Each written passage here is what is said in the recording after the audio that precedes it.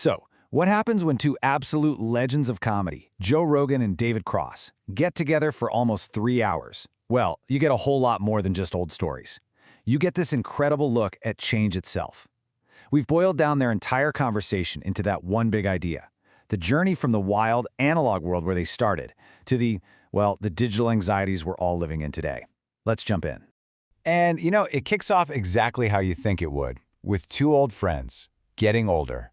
Rogan's hilarious take on his own hair transplant pretty much sets the tone right away. It's that kind of easy chemistry, right? It lets them go from cracking jokes to tackling some really deep and honestly pretty unsettling stuff later on. So where did it all start for these guys? Well, they both cut their teeth in the Boston comedy scene back in the 80s. And let me tell you, it was a true crucible, a real trial by fire that was a million miles away from the comedy industry you see today.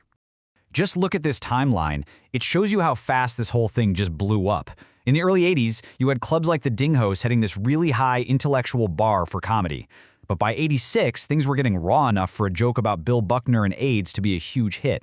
2 years later, Rogan dives in, right into the middle of it all, and by the 90s, the scene was just so packed with comedians, some guys made entire careers there and never even left Boston.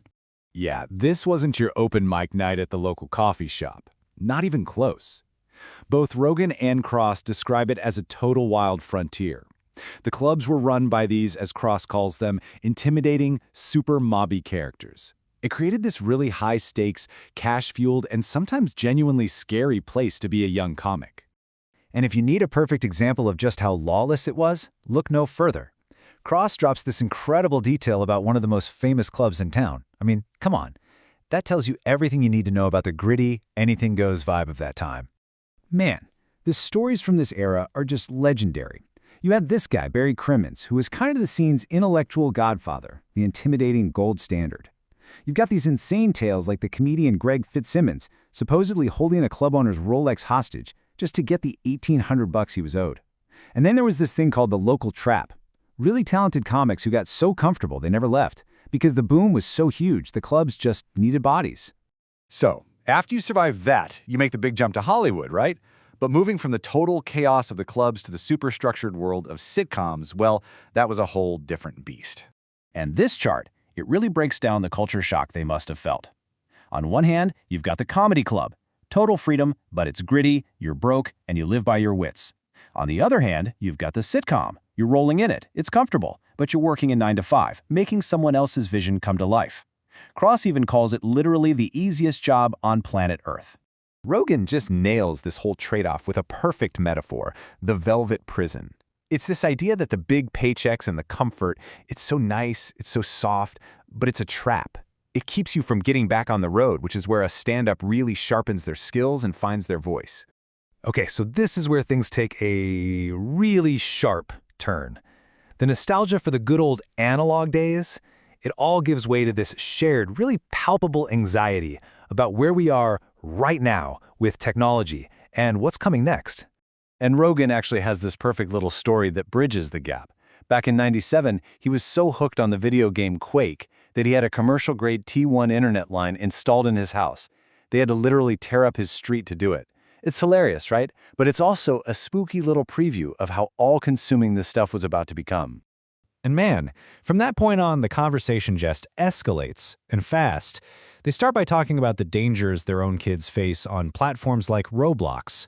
But then it quickly moves to convincingly faked news and war footage, then to experimental mind-reading tech, and then, the big one, the chilling idea that some AI systems might actually already be sentient. So this all comes down to this one big scary acronym, AGI, Artificial General Intelligence. And this isn't just your phone's assistant getting a little smarter. No. This is an AI that basically acts like its own being. And the next step after that, as Rogan puts it, is Artificial General Superintelligence, an AI that can make itself better and better, exponentially, until it's basically a digital god. And if you think that's all some far-off future stuff, they bring up a really immediate, really terrifying warning. Rogan mentions a post he saw, supposedly from Elizabeth Holmes, with a stark prediction that within a year, AI will crack all encryption and every private message, every photo you have stored in the cloud will be made public. And all this anxiety and speculation, it leads them to the most philosophical part of the whole talk, reflecting on what it means to be human as we stand on the edge of a technological change bigger than anything in history. Rogan basically maps out the insane speed of tech just within their own lifetimes. Think about it. They grew up in a world where if you left the house, you were just gone. No one knew where you were. Then came answering machines, then cell phones, then the internet, and now the birth of AI. The speed is exponential, and like they say, there's just no going back. And where they land, well, it's a pretty uncomfortable place. They come to this conclusion that if you don't integrate with AI, whether it's through wearables or even implants, you're going to get left in the dust. And that could create this terrifying new class system of technological haves and have-nots. And this whole feeling, it's all wrapped up in what might be the single most powerful line from the entire interview. Rogan's belief that we might be the last generation to experience a purely biological, non-integrated human life. I mean, just let that sink in for a second. It's a heavy, heavy thought. So, that's where it leaves us, with this final, unsettling question. A conversation that started with jokes about going bald ends up staring into this technological abyss. In a world where we are building artificial gods, what on earth are we becoming?